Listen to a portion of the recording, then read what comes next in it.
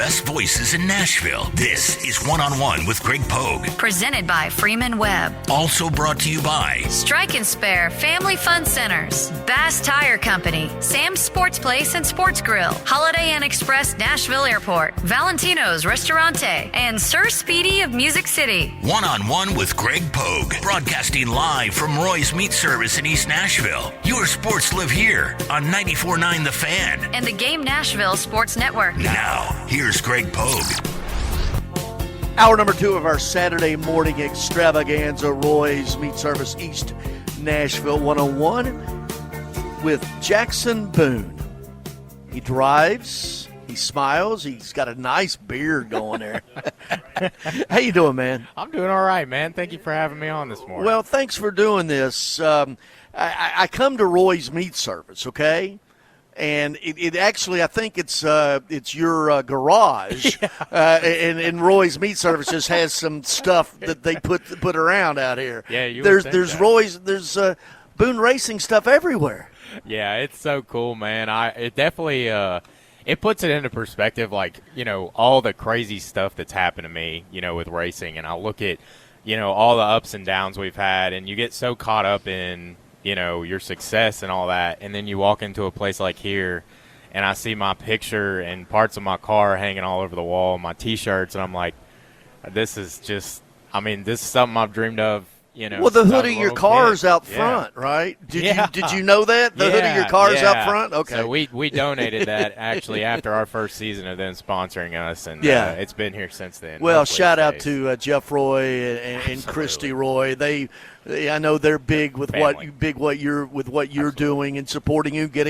Got the Nashville Cats involved with you. Yeah. Let's Yeah. Full disclosure here. The Cats are on your car. Absolutely. Yeah, and with our logo, so appreciate that and your Yeah, dad. man. All right, let's get it. Let's don't bury the lead. Where are we today? All right, give me what you're doing today, because I know you're not running a full late model, Yeah, but where are you? Yeah, so right now we're basically, for those you know, who haven't, you know, I guess followed along much or don't know much about the racing, is we have 2 cars that we run, which is Pro Late Model and Super Late Model.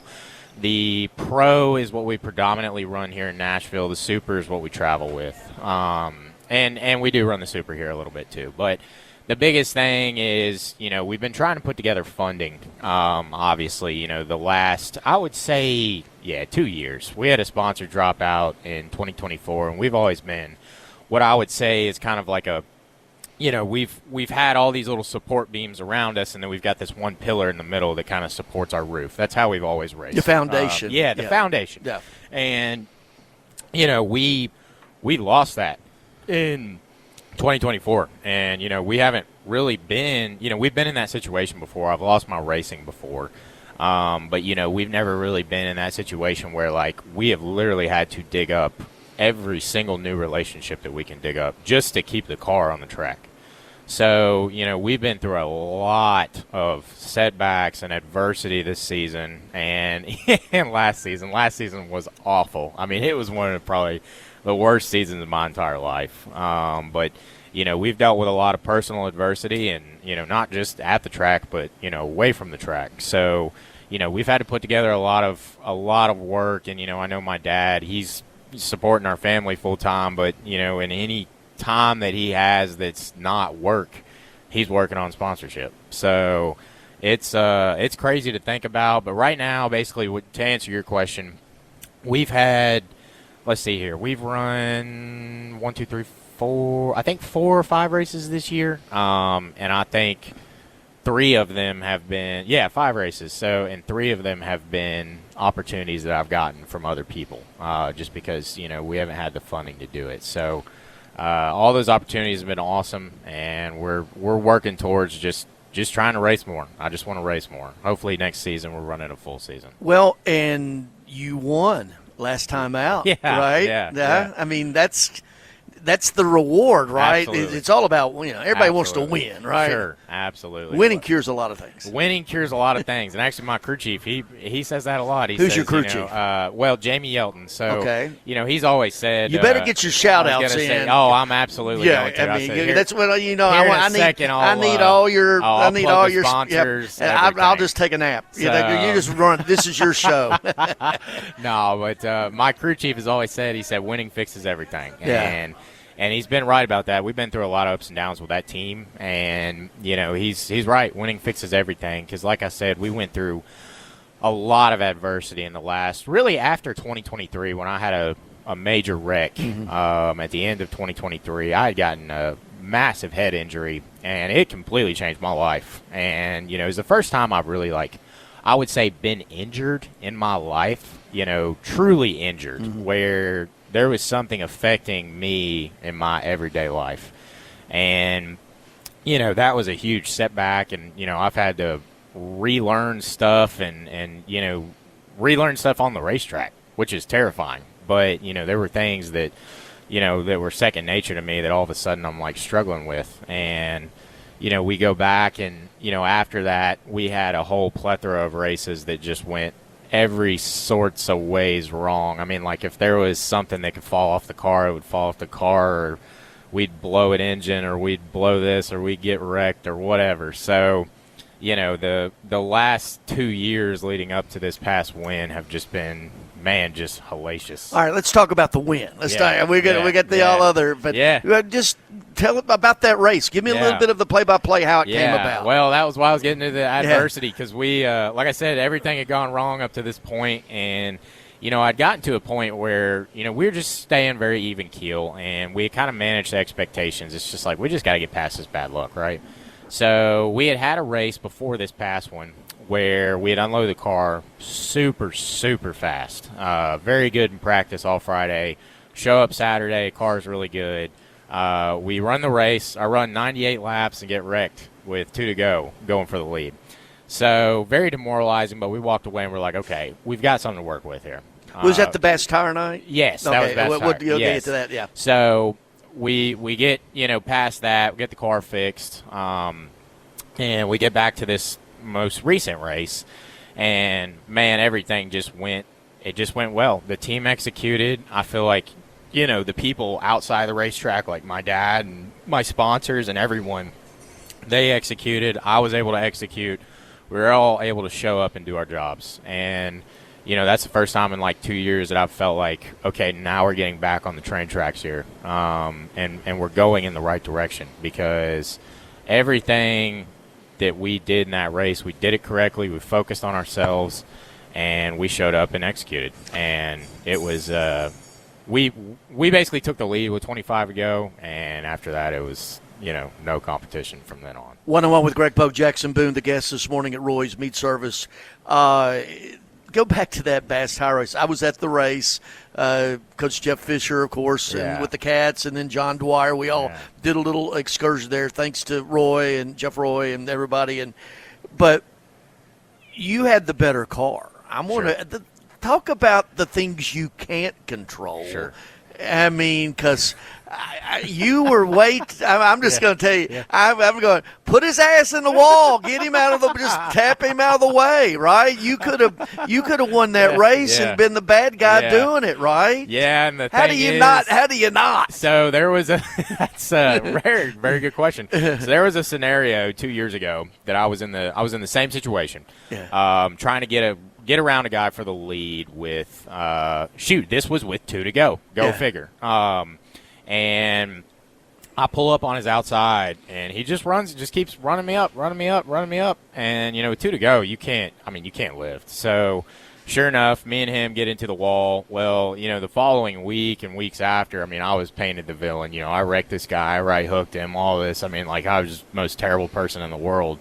And, I had done nothing but just hold my spot. And I get on the outside of this guy, and sure enough, he had already come up a couple times, and I just, I lifted and let it go, and I told my spotter, I said, I'm going with whenever I get back to him, whether it's 3 laps to go or a lap to go, I'm going and I'm not lifting.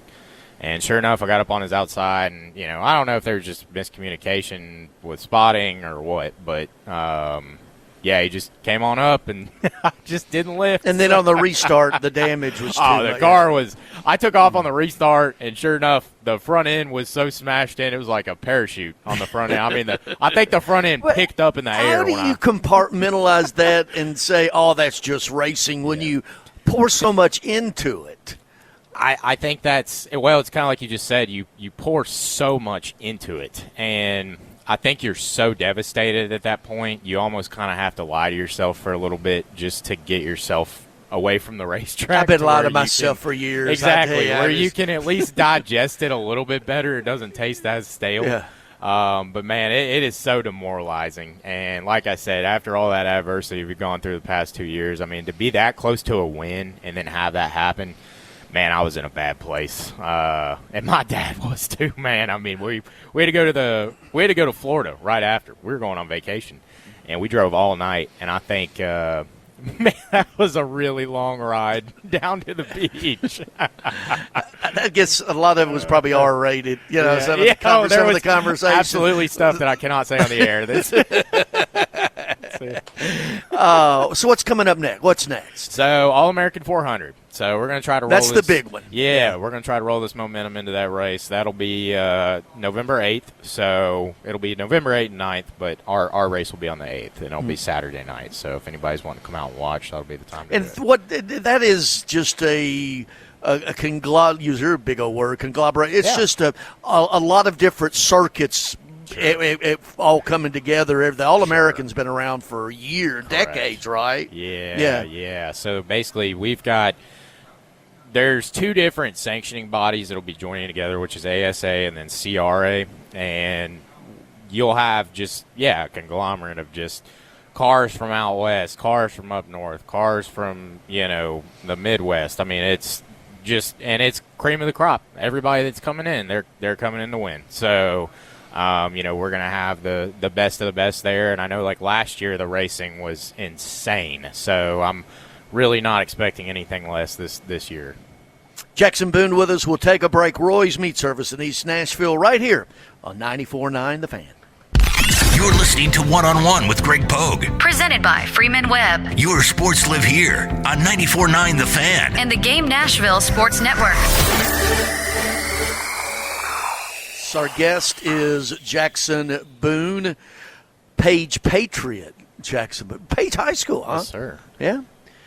By the way, let's tell what we were talking about during the break. I got to get this out there. Okay. This is what I love because that night we were out there at Bass Tire Night, and I guess it was the mini modifieds of one of the races before the feature that you were in, and a car was trying to pass a lapped car, and that lap car took the leader out. And that leader had like half the track lead, right? And he took him out. And I told my buddy, John Dwyer, I said, John, there's going to be a fight. There, watch this, and lo and behold, that's Saturday night at the track. I think now that you're talking about it more, I think it was the limited late model class. Okay, and those guys, man, I want to run one of those cars so bad because it is just a gladiator class, and that's how it is. Those guys are, they pour every single dollar that they have into those cars to run that class, and the tempers flare. I mean, this is every Saturday night. But I think there was something going on. I know there have been a lot of talking and politicking between 2 or 3 different families, and basically something had happened to one of the leaders earlier in the race, and I guess somebody that was, affiliated with the leader who had gotten wrecked, he just waited on the guy that had wrecked him and just let him come around and then destroyed him. Why, though? There's so much conversation about the fairgrounds. Yeah. I mean, it would be – they wanted to tear the Ryman Auditorium down. Sure. And we know the political hot potato that place has been. Why is Nashville Fairgrounds, important to Nashville? Well, the biggest thing is, and I think, you can start off by talking about how long it's been there, and it has been there for over 100 years. But this place has so much, what's the word I'm looking for? I guess so much significance to so many people. And it's not even people that just live in Tennessee. I mean, you can go to other states and people will be like, yeah, I've been to a race at the fairgrounds before. Oh, yeah, that's that Nashville track, you know? And it's just, there's so much, you know, in the memory bank there with so many people, and that place has so many people's hearts. You know, it's just, it's a vessel for, you know, what people love to do. You know, whether there's, you know, people who play basketball or football or whatever, you know, they've got a place where they go and do it. And, you know, what's sad is there's so many racetracks around the country that are getting shut down right now, whether it's little kids' tracks or places like the fairgrounds. We just tore down a track in California that had been a staple of California, Irwindale Speedway, and that place had been there for forever. So it's terrifying to see that stuff. And you know, you see places like the fairgrounds, and you think of all the NASCAR races and all the names that went through there. And all Darrell Waltrip, Bobby, cream of the crop, Bobby Hamilton Sr., Jr. I mean, how deep you want to go? Chad Chaffin. We could talk for hours. But Fluky and on and on. It's insane. It's insane. Then what did it mean in 2019 for you to win that championship? Because all of the names that we could just roll through here over the years, and you were the youngest to ever do it. Sure. I don't think I knew what it meant. Probably until about a year or two later. Like I said, when we started going through some of that adversity, and I look back, and especially now after I've started going to these Hall of Fame dinners that they have, you don't realize the significance of this place, like what I was just talking about. And it was weird. Like, I think I went to a Hall of Fame dinner on like a Monday or Tuesday night, and I think that's when it first hit me. And this was like 2 or 3 years after I won the championship.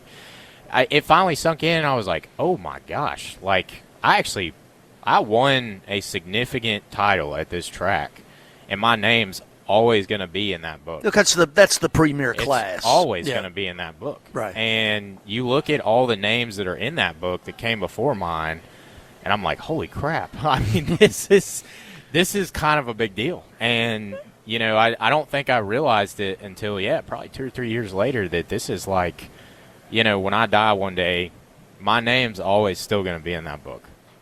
Jackson Boone with us, 101 show here at Roy's Meat Service in East Nashville. Come on by and but is it now the goal different? Because you don't run enough there. You got because you just told me you have 2 cars, one local, one touring. Yep. Yeah, I mean, the goal always stays the same, and that's to win. Like anything that we do, whether I race go-karts or I'm racing a NASCAR, like we want to win. But I think we've had to change up our goals so much in the last 2 years with the sponsorship issues. And we just have been focusing on biting off bite-sized pieces at a time. And, you know, it's kind of like if we can't run for a championship, you know, with our funding, then what we are going to do is run to win the next 3 races. The ones that we're committed to and the ones that, you know, we're trying to put, you know, together right now. So I think, you know, right now our goal is to basically put together enough sponsorship to run next year for a championship. And, you know, whether that be at the fairgrounds or touring, I would prefer to be at the fairgrounds. You know, that's where we're keeping our goals, is just to win and to keep on winning. You know, that's what we want to do. And, you know, my dad, obviously, you know, with him playing at Trevecca, I mean, you know, his track record, everything is about winning. All-American base. That's how I met your dad, Clay Boone. I do a show on Saturdays called University Showcase when prep football stops. And I had Greg Ruff booked your dad, former All-American at Trevecca, and had him on. And then I don't know, it just went from there. And then out here with Roy's Meat Service and everything. Are you getting married? I am. Was that what I mean? Under 30 days. Yes. Under 30 days. You look at how many hours, minutes? This ties into racing. I joke around. I always tell people. What's her name? Della Grace Ford. And it will be Della Grace Boone here soon. But I always tell people, my running joke is, here as of recent, we almost got a divorce before we even got married, because we had scheduled all these races and everything this year, and like I said, we had very limited sponsorships, so the ones that we have to run, we have to run. And what did I do? Jackson, in his infinite wisdom, scheduled a race on our wedding date, and I didn't realize it because we had put our wedding date. I told Della, I said, she asked me, she said, what dates do we want to put the wedding on? And I said, okay, we can do this, this, and this. Well, I didn't even look at the fairground schedule. And sure enough, I said, I was thinking to myself, well, the All-American is always in the first weekend of November, last weekend of October. I'm like, I'm not even worried about that. So whatever, we schedule it. And go figure, we scheduled it on the weekend of the All-American 400. And I figured that out probably a couple months ago when we had a rain out. And I went on their website to look for more races. And sure enough, that popped up. My heart dropped. And, well, I dare say they're not going to change the dates of the All-American 400. No, not for Jackson Boone. So yeah. What is the date now? So we have now moved the Jackson Boone wedding date to November 15th, so which is the weekend after the All-American. So I have to give a shout-out to my fiance, who is a good sport about it. Yeah, tell me about her. Man, she's awesome. I met her 4 years ago, and she's very quiet, like pretty laid back, and she just goes with the flow, man. She just goes with the flow. She knows I'm a crazy racer redneck, so she lets me do whatever I want and cheers me on. Well, then she knows what she's getting into. She right? does, okay. And she's never been the type to ever, tell me, oh, you're going to the track this weekend. Why can't you just stay home? She's always like, okay, good luck, go do what you got to do. So that sounds like I've been married 37 years because we get along fine. We never see each other. Yeah. we get along great. I love it. Yeah. It's that valuable space, right? Yeah, yes. No, she's a great sport. Let's take a break. More with Jackson Boone when we come up. There's some things I want to ask you to relive that may be a little tough here in a moment. Yeah, absolutely. But certainly with that. 101 with Greg Pogue, presented by Freeman Webb. It's Roy's Meat Service right here on Nashville 94.9 The Fan. You're listening to One-on-One with Greg Pogue. Presented by Freeman Webb. Your sports live here on 94.9 The Fan. And the Game Nashville Sports Network.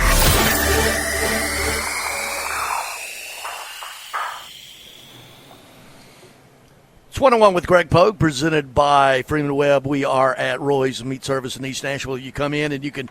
Jackson Boone's our guest. There's all the RMS, all the. Winner circle. There's some nice JBR caps there. You got your hood of your car out front, and I saw another hood of a car. Get brought up.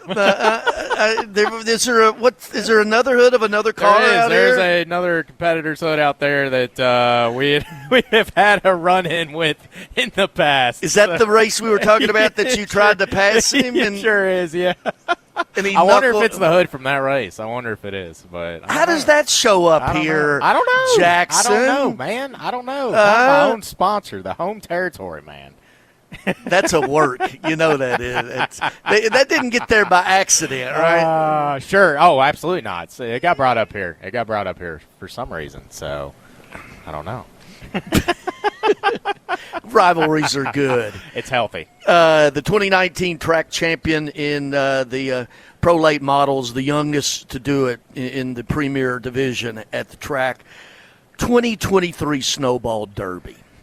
What do you remember of that race? Well, I think probably the good part is I don't remember much. Right. I remember I can remember getting behind. So I started the race. Let's go back. Let's back it up. Tell people what the Snowball Derby is. It's in Pensacola, mid-December, and you get drivers from everywhere, right? I was going to say this is the Super Bowl of short track racing. It is the Super Bowl of what we do. Right. There are usually, I would say, more than a handful of NASCAR Cup Series drivers and Xfinity drivers that come and run this race, and they want to win this race to put this trophy beside all of their NASCAR trophies because it just has as much significance, if not more significance, than their NASCAR trophies do. And basically, we started out this weekend really promising. We had a really good year. We had finally gotten our super late model program, in really, really good shape with Fathead and we showed up, we executed, everybody did their jobs, and sure enough, I had gotten we'd started the race. I think we had run about 35 laps, and I'd gotten passed by a couple guys. I think we had started out with a little bit more air pressure in the tires than we probably should have, so just trying to ride, get to our first pit stop so we can make some adjustments. And sure enough, I get passed by one guy, and I remember chasing him down. Well, the guy that passed me was William Byron, who runs in the Cup Series. So I remember thinking, okay, if I can shorten my corners up a little bit, I can get back to him. So last thing I can remember is literally chasing him back down. And I think that was about 2 laps before it ever happened. And basically they said I had gotten clipped by Eric Jones, who's also a NASCAR guy, who's right behind me. And I was in the NASCAR Cup Series sandwich there, and I got clipped going into turn one. And it doesn't appear that I even look like I hit the brakes. Like I said, I can't tell you. I really don't remember. But I basically got bobbled going into the corner, and basically, the back end of the car came up. And as soon as it set back down, the whole car, went from sliding to gripped up, and it just took off and jackknifed right into the wall and knocked me out. I read that you had never been knocked. Never been knocked out. I had never known what it was like to be knocked out. But man, it was. How long were you out? I think I was probably out for I would say a minute, no more than a minute, 2 minutes, something like that. I can faintly remember everyone coming over. There's so many people around the car. There's a dude in there, he's got his hands in there holding my neck and holding my head. And he actually works at the fairgrounds. He's one of the safety officials there, and I'm always thankful for him because he was one of the first people over there. And he had been, I guess, working there for that weekend as a one-off. And he knew who I was. I knew who he was. And he was one of the first people over there, man, holding my head up and checking on me. And I remember everybody screaming and yelling, Jackson, who's the president of the United States? How many quarters make $1? I'm like, I don't even know where I'm at right now, man. Yeah. Like, I don't know who the president is, nothing. So I remember, there's smoke all in the car. And, for those of you out there who have watched, this is a little bit of an inappropriate example, but for those of you who watched that 70s show, when they have the times when they have smoked and they are, under the influence, there's a little bit of a fog around the screen that you can see. That is literally what I saw. I mean, it was like there was a fog around where my vision was, and it was so surreal. I mean, it was like I was in a movie. It was the weirdest thing ever. But, I think I definitely skip portions of that day in my memory just because I literally can't recall them. So I think part of that's a good thing because, a lot of racers will tell you when they have a really bad wreck, the one thing that they really hate remembering is all the sheet metal grinding and the metal crunching and all that. They said that's like the worst part. So I can't remember that part, which is good.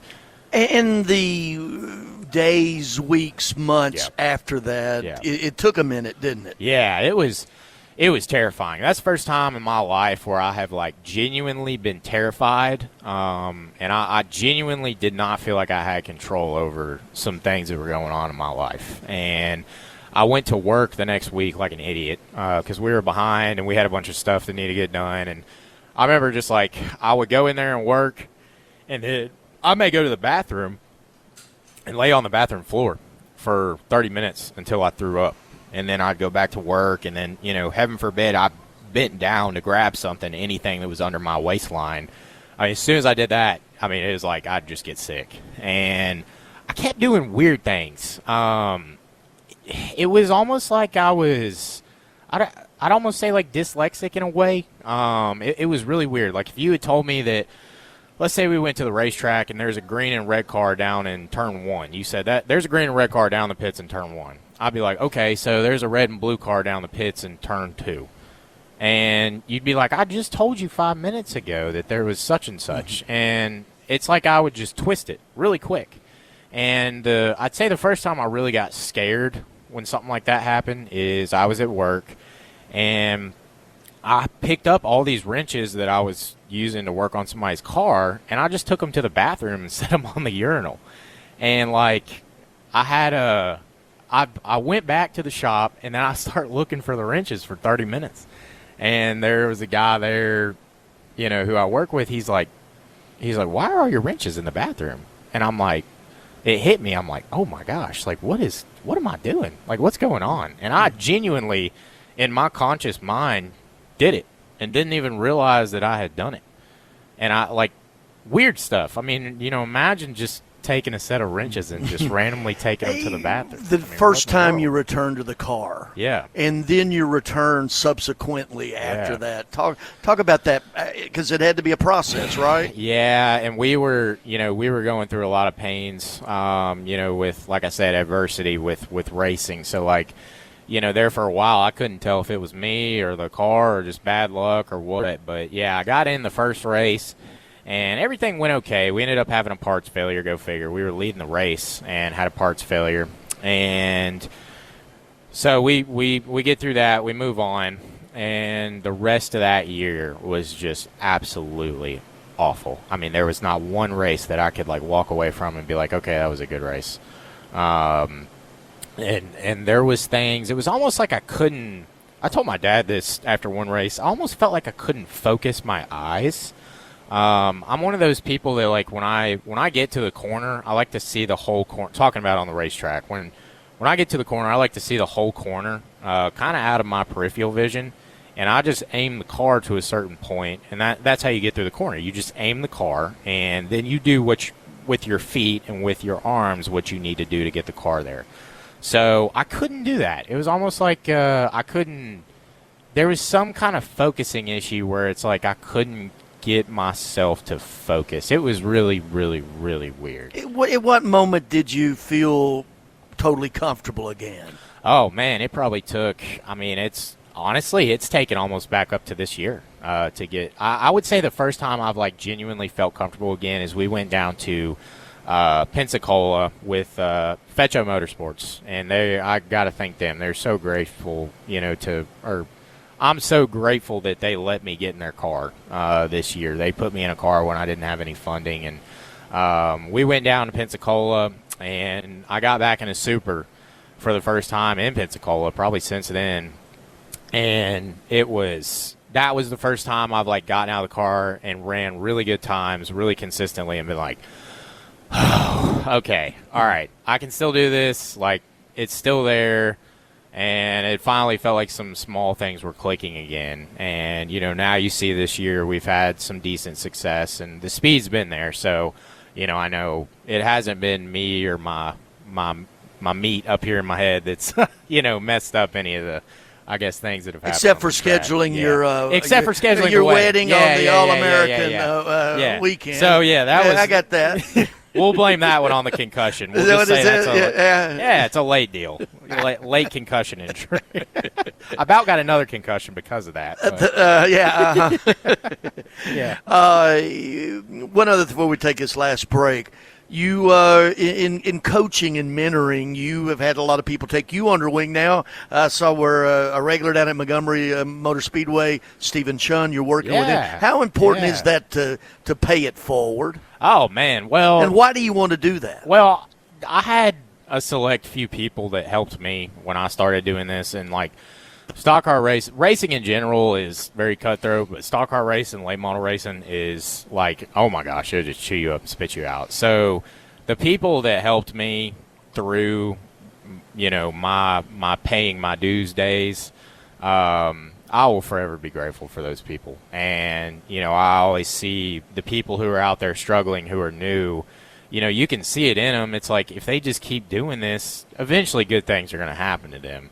But you see them go through all these horrible, horrible things that happen when you start, because that's what you sign up for. And I guess my whole thing is like I knew there were people that had my back when I went through that. So I want to be able to, pay it forward and go out there and help people who were, going through that same thing that I did. I guess the beginner's luck, per se, beginner's bad luck with racing. So it's been a cool opportunity to be able to do that. Jackson Boone, our guest, one-on-one with Greg Pogue here at Roy's Meat Service, presented by Freeman Bell. We'll be back and wrap it up with Jackson right after this on 94.9 The Fan. You're listening to One on One with Greg Pogue. Presented by Freeman Webb Your sports live here on 94.9 The Fan. and the Game Nashville Sports Network.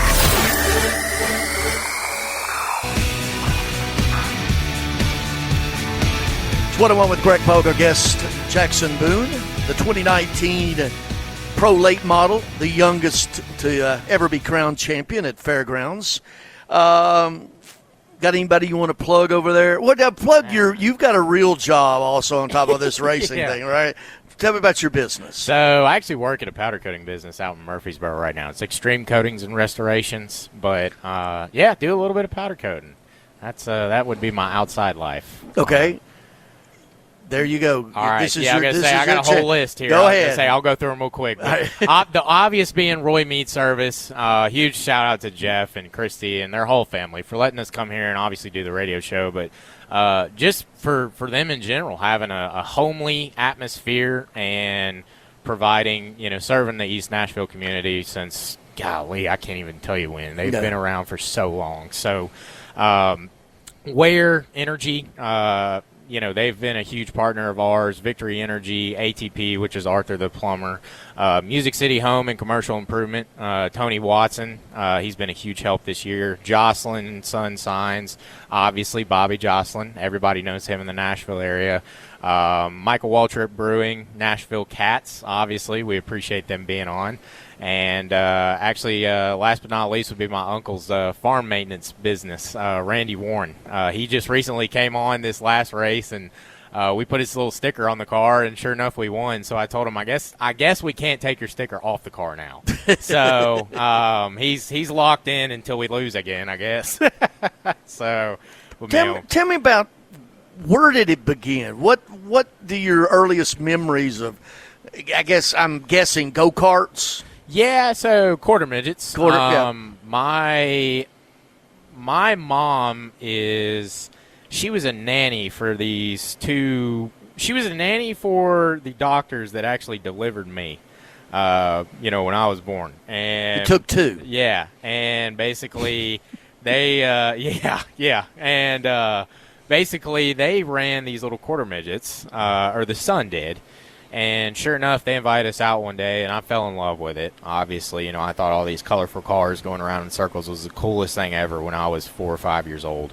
And then, the second biggest mistake my dad ever made was taking me out to the fairgrounds. And, once again, I was little and watching all the cars go around under the lights. I mean, that was like the craziest thing to me. It's all loud, and it smells crazy, and there's people screaming and yelling. I was like, this is insane. I mean, this is so cool. And ever since then, man, I mean, it was like I got hooked on drugs. I mean, it was just something I could never get off of, and I've never been able to shake it. When did you realize that you had the aptitude for it? Honestly, that's a good question. I started racing probably when I was like 7 or 8, and, I probably got to the point, honestly, probably not till I was 9, 10, maybe even 11, where I started winning consistently, where I was like, okay, I'm actually kind of decent at this. Like, there's other kids that are my age or older that I'm racing against, and I'm able to beat them. So, obviously, I'm not terrible at it.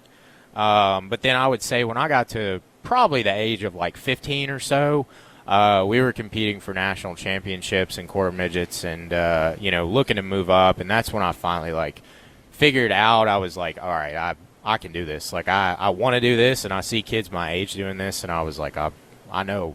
But your high school days at Page High School were not like a lot of your classmates, right? Sure. I mean, yeah, very untraditional for sure. I would say a lot of Friday nights were not spent at the football games. They were me at the racetrack practicing. So, there were times where I would leave school for 2 or 3 days because we were going to a big race. So how do you practice now? Basically, if I'm practicing while I'm outside the track, I have a program called iRacing, which is basically a simulator, an online simulator that you pay for, and you buy steering wheel, shifter, race seat, everything. But actual practicing consists of us showing up to the racetrack.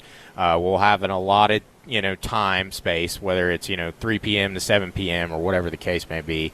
unload the car, and we make as many runs as we want to make.